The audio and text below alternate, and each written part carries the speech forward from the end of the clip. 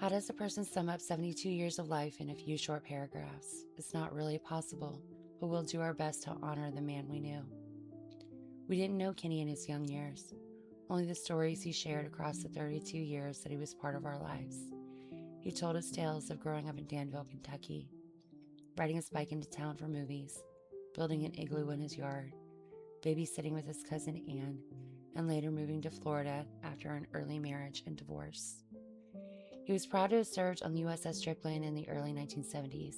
He loved retelling the crossing the equator ceremony and bragged about crossing it twice during his short Navy career. He once rented a motorcycle to see Mount Fuji, not realizing it was in another country. It just looked close.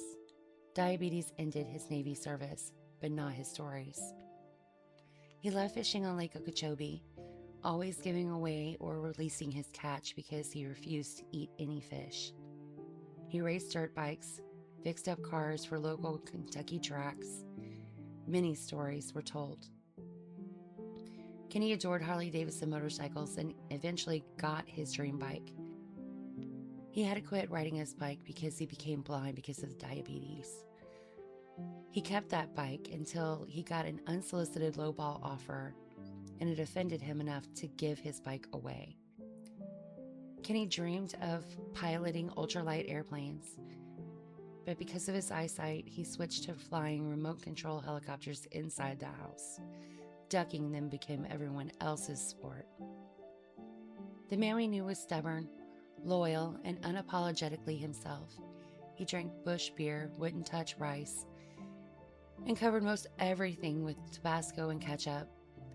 He loved black and white movies, old school country, and Ruger guns.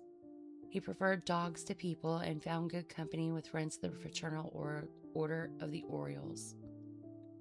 Kenny J. Simpson was a complicated but unforgettable. He was the man, he was the myth, he was the legend, he was the grumpy old man, and we will miss him dearly. This story was taken from his Find a Grave page. I didn't have better words than his own family did. Kenneth J. Simpson, 1950 to 2022.